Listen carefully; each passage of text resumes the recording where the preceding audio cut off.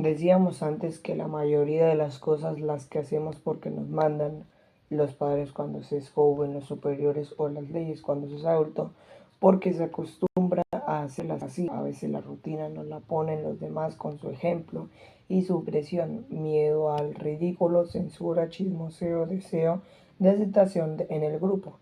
Y otras veces nos creamos nosotros mismos porque son un medio para conseguir lo que queremos, como tomar el autobús para ir al colegio, o sencillamente porque nos da la ventolera o el capricho de hacerlas así, sin más ni más, pero resulta que en ocasiones importantes o cuando nos tomamos lo que vamos a hacer verdaderamente en serio, todas estas motivaciones corrientes resultan insatisfactorias.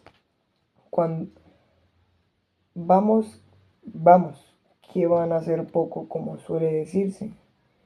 Cuando tiene uno que salir a exponer pellejo junto a murallas de Troya, desafiando el ataque de Aquiles como hizo Héctor o cuando hay que decidir entre tirar al mar la carga para salvar la tripulación o tirar unos cuantos de la tripulación para salvar la carga o en casos semejantes, aunque no sean tan dramáticos, por ejemplo sencillito, debo votar al político que considero mejor para la mayoría del país, aunque perjudique con subida de impuestos sin subida de impuestos mis intereses personales o apoyar a que me permite forrarme más a gusto y los demás que espabilen. Ni órdenes ni costumbres bastan y no son cuestiones de capricho. El comandante nazi del campo de concentración al que acusan de una matanza de judíos e intenta excusarse diciendo que cumplió órdenes. Pero a mí, sin embargo, no me convence esa justificación en ciertos países. En ciertos países es costumbre no alquilar un piso a negros por su color de piel o a homosexuales por preferencia amorosa, pero por mucho que no sea habitual, tal discriminación sigue sin parecerme aceptable. El capricho de irse a pasar unos días en la playa es muy comprensible, pero uno tiene a un bebé a su cargo y lo dejan sin cuidado durante el fin de semana. Semejante capricho ya no resulta simpático, sino criminal. ¿No opinan lo mismo que yo en estos casos? Todo tiene que ver con la cuestión de la libertad, que es el asunto del que se ocupa propiamente la ética. Según creo haber dicho ya, libertad es poder decir sí o no lo hago, o no lo hago. Digan lo que digan mis jefes o los demás, esto me conviene y lo quiero. Aquello no me conviene, por lo tanto no lo quiero. Libertad es decir, pero también no olvides darte cuenta de qué estás diciendo. Lo más opuesto a dejarse llevar, como podrás comprender. Y para no dejarte llevar, no tienes más remedio que intentar pensar al menos dos veces lo que vas a hacer. Si la primera vez que piensas el motivo de tu actuación, la respuesta a la pregunta, ¿por qué no hago eso?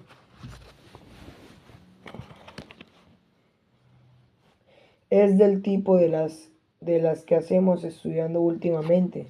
Lo hago porque me lo mandan, porque es costumbre hacerlo, porque me da la gana. Pero si lo piensas por segunda vez, la cosa ya varía. Esto lo hago porque me lo mandan, pero ¿por qué obedezco? ¿Por qué obedezco lo que me mandan? Por miedo. Por miedo al castigo, por esperanza de un premio. No estoy entonces como esclavizado por quien me manda. Si obedezco porque me dan las órdenes, sabe más que yo. No sería aconsejable que procurara informarme lo suficiente para decirlo por mí mismo. Y si me mandan cosas que no me parecen convenientes, como cuando le ordenaron al comandante nazi eliminar a los judíos del campo de concentración, ¿acaso no puede ser algo malo, es decir, no conveniente para mí? Por mucho que me lo manden, o bueno y conveniente, aunque nadie me ordene. Lo mismo sucede respecto a las costumbres. Si no pienso lo que hago más que una vez, quizá me base la respuesta de que actúo así, porque es costumbre. Pero ¿por qué diablos tengo que hacer siempre lo que suele hacerse o lo que suelo hacer? Ni que fuera esclavo de quienes me rodean por muy amigos míos que sean. O decir lo que vi, lo que hice ayer, antes de ayer, el mes pasado. Si vivo rodeado de gente que tiene la costumbre de discriminar a los negros y a mí eso no me parece ni medio bien, ¿por qué tengo que imitarles? Si he cogido la costumbre de pedir dinero prestado y no devolverlo nunca, para pero cada vez me da más vergüenza hacerlo. ¿Por qué no voy a poder cambiar de conducta y empezar desde ahora mismo a ser más legal? ¿Es que acaso una costumbre no puede ser conveniente para mí por muy acostumbrada que sea? Y cuando interrogo por segunda vez sobre mis caprichos, el resultado es parecido. Muchas veces tengo ganas de hacer cosas que enseguida se vuelven contra mí, de las que me arrepiento luego. En asuntos sin importancia el capricho puede ser aceptable, pero cuando se trata de cosas serias, de dejarme llevar por él sin reflexionar. Si se trata de un capricho conveniente o inconveniente, puede resultar poco aconsejable. Hasta peligroso el capricho de cruzar siempre los semáforos en rojo. A lo mejor resulta más 2 veces divertido, pero llegaré viejo si me empeño a hacerlo día tras día. En resumidas cuentas, puede haber órdenes, costumbres y caprichos que sean motivos adelantados para obrar en otros casos. No tiene por qué ser así. Sería un poco idiota querer llevar la contraria a todas las órdenes y todas las costumbres, como también a todos los caprichos, porque a veces resultan convenientes o agradables, pero nunca una acción es buena solo por ser una orden o una costumbre o un capricho. Para saber si algo me resulta de veras conveniente o no, tendré que examinar lo que hago más a fondo, razonando por mí mismo. Nadie puede ser libre en mi lugar, es decir, nadie puede ser de dispensarme de elegir y de buscar por mí mismo. Cuando se es niño pequeño, inmaduro, con poco conocimiento de la vida y de la realidad, basta con la obediencia y la rutina o el capricho. Pero es porque todavía se está dependiendo de alguien, en manos de otro que vela por nosotros. Luego hay que hacerse adulto, es decir, capaz de inventar de cierto modo la propia vida y no simplemente de vivir la que otros han inventarnos del todo, porque no vivimos solos, no vivimos solos y muchas cosas se nos imponen, queramos o no. Acuérdate de que el pobre capitán no eligió padecer una tormenta en alta mar, ni Aquiles le pidió a Héctor permiso para atacar Troya. Pero entre las órdenes que nos dan, entre las costumbres que nos rodean o nos creamos, entre los caprichos que nos asaltan, tendremos que aprender a elegir por nosotros mismos. No habrá más remedio para ser hombres y no borregos, con perdón de los borregos, de pensar 2 veces lo que hacemos. Y si me apuras, hasta 3 veces y 4 en ocasiones señaladas, la palabra moral etimológicamente tiene que ver con las costumbres, pues eso precisamente es lo que significa la voz latina mores, y también con las órdenes, pues la mayoría de de los preceptos morales suenan así como debes hacer tal cosa o ni se te ocurra hacer tal otra. Sin embargo, hay costumbres y órdenes, como ya he visto, que pueden ser malas, o sea, inmorales, por muy ordenadas y acostumbradas que nos presenten. Si queremos profundizar en moral de verdad, si queremos aprender en serio cómo emplear bien la libertad que tenemos, y en ese aprendizaje consiste precisamente lo que hablamos aquí, más vale dejarse de órdenes, costumbres y caprichos. Lo primero que hay que dejar claro es que la ética de un hombre libre nada tiene que ver con los castigos ni los premios repartidos por la autoridad que sea, autoridad humana o divina. Para el caso es igual. El que no hace más que huir del castigo y buscar la recompensa que dispensan de otros, según normas establecidas por ellos, no es mejor que un pobre esclavo, no es mejor que un pobre esclavo. A un niño quizá le basten el palo y la zanahoria como guías de su conducta, pero para alguien crecidito es más bien triste seguir con esa mentalidad. Hay que orientarse de otro modo. Por cierto, una aclaración terminológica. Aunque yo voy a utilizar las palabras moral y ética como equivalentes desde un punto de vista técnico, perdona que te ponga más profesional de costumbre, no tienen idéntico significado. Moral es el conjunto de comportamiento, perdona que te ponga más profesional de costumbre, no tienen idéntico significado. Moral es el conjunto de comportamientos y normas que tú, yo y algunos de quienes nos rodean solemos aceptar como válidos. Ética es la reflexión sobre por qué los consideramos válidos y la comparación con otras morales que tienen que tienen personas diferentes. Pero en fin, aquí seguiré usando una u otra palabra indistintivamente, siempre con el arte de vivir, que me, que me perdone la academia. Te recuerdo que las palabras bueno y malo no solo se aplican a comportamientos morales, ni siquiera solo a personas.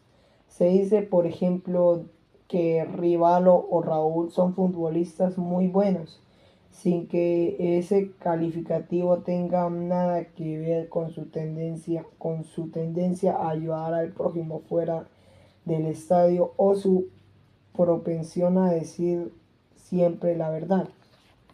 Son buenos en cuanto a futbolistas y como futbolistas, sin que entremos en averiguaciones sobre su vida privada. Y también puede decirse que una moto es muy buena sin que ello implique que la tomamos por la Santa Teresa de las motos.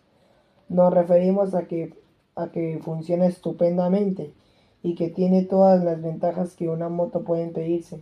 En cuestión de futbolistas o de motos, lo bueno, es decir, lo que nos conviene, está bastante claro. Seguro que si te pregunto me explicas muy bien cuáles son los requisitos necesarios para que algo merezca calificación de sobresaliente en el terreno de juego o en la carretera. Y digo yo, ¿por qué no intentamos definir del mismo modo lo que se necesita para ser un hombre bueno? No nos resolvería esos todos los problemas que nos tengamos planteado desde ya hace bastantes páginas. No es cosa tan fácil. Sin embargo, respecto a los buenos futbolistas, las buenas motos, los buenos caballos de carreteras, etcétera, la mayoría de la gente suele estar de acuerdo, pero cuando se trata de determinar si alguien es bueno o malo en general como ser humano, las opiniones varían mucho.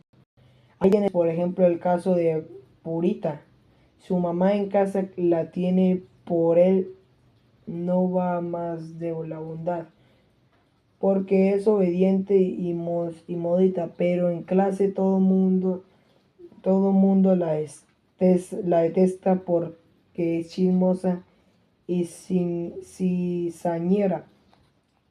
Seguro que para sus superiores el oficial nazi que gaseaba judíos en Auschwitz, no sé cómo se pronuncia, era bueno y como es debido por los judíos deberían tener sobre él una opinión diferente.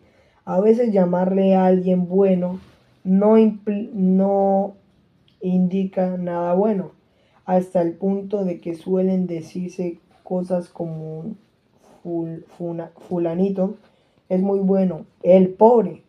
El poeta español Antonio Machado era consciente de que esta ambigüedad y en la autobiografía poética escribió: "Soy el buen sentido de la palabra bueno". Se refería a que en muchos casos llamarle a uno bueno no indica más que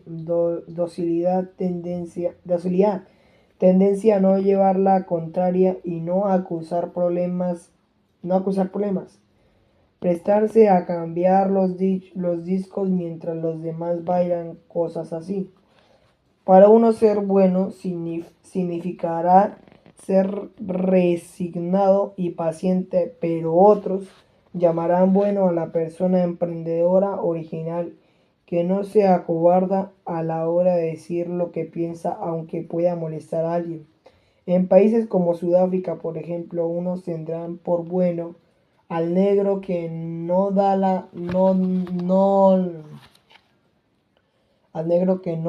lata y se conforma con el apartheid, no sé cómo se pronuncia, mientras que otros no llamarán así más que al que sigue Nelson Mandela. ¿Y sabes por qué no resulta sencillo decir cuándo un ser humano es bueno y cuándo no lo es? Porque no sabemos para qué sirven los seres humanos. Un futbolista sirve para jugar fútbol de tal modo que ayude a ganar a su equipo y meta goles al contrario, una moto sirve para trasladarnos de modo veloz, estable y resistente. Sabemos cuando un especialista en algo o cuando un instrumento funciona como es debido porque tenemos idea del servicio que deben prestar, de lo que se espera de ellos. Pero si tomamos al ser humano en general, la cosa se complica. A unos humanos se nos reclama a veces resignación y, y a veces rebeldía, a veces iniciativa y a veces obediencia, a veces generosidad y otras previsión del futuro, etc. No es fácil ni siquiera determinar una virtud cualquiera. Que un futbolista meta un gol en la portería contraria sin cometer falta siempre es bueno, pero decir la verdad puede no serlo. Llamarías bueno a quien le dice por crueldad al moribundo que se va a morir, o a quien delata dónde se esconde la víctima al asesino que quiere matarla. Los oficios y los instrumentos responden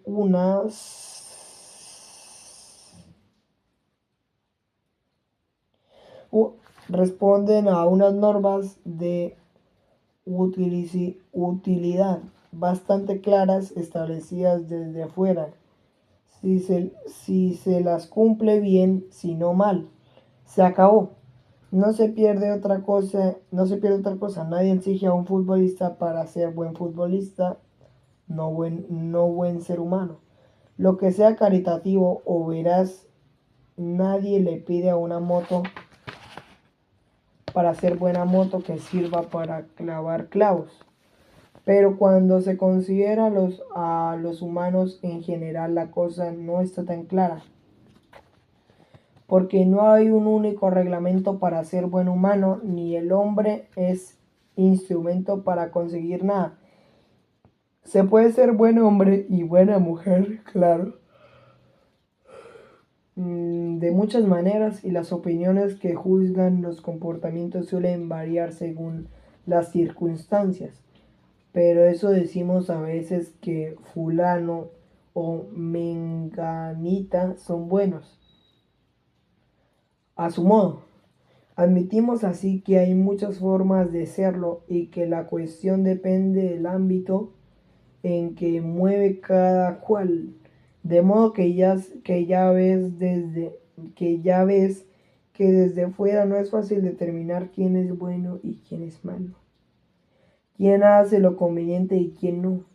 Habrá que estudiar no solo todas las circunstancias de cada caso, sino hasta intenciones que mueven cada uno, porque podría pasar que alguien hubiese pretendido hacer algo malo y le saliera un resultado aparentemente bueno por carambola, y al que hace lo bueno y conveniente por chiripa.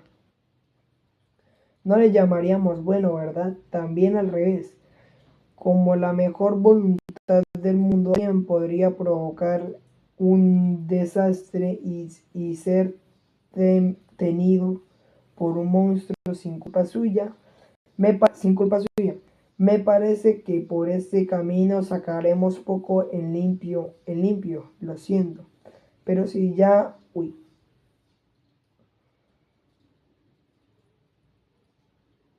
pero si ya hemos dicho que ni órdenes, ni costumbres, ni caprichos bastan para guiarnos, esto de la ética, ahora resulta que no hay un claro reglamento que enseñe a ser buen hombre, a ser hombre bueno y al funcionar siempre como tal. ¿Cómo nos la arreglaremos? Voy a contestarte algo que de seguro te sorprenderá y quizá hasta te escandalice. Un divertidísimo escritor francés del siglo XVI, Francois Rabelais, contó en una de las primeras novelas europeas las aventuras del gigante Garga- Gargantúa y su hijo Pantagruel. Muchas cosas podría contarte de este libro, pero prefiero que antes o después te decidas a leerlo por ti mismo. Solo te diré que en una ocasión Gargantúa decide fundar una orden más o menos religiosa e instalar una abadía, la abadía de Teleme, sobre cuya puerta está escrito este único concepto: haz lo que quieras. Y todos los habitantes de esa santa casa no hacen precisamente más que eso, lo que quieren. ¿Qué te parecería si ahora te digo que a la puerta de la ética bien entendida no está escrita más que esa misma consigna: haz lo que quieras? A lo mejor indigno, te indignas conmigo. Vaya, pues sí que es moral la conclusión a la que hemos llegado, la que se armaría si todo el mundo hiciese sin más ni más que lo quisiera.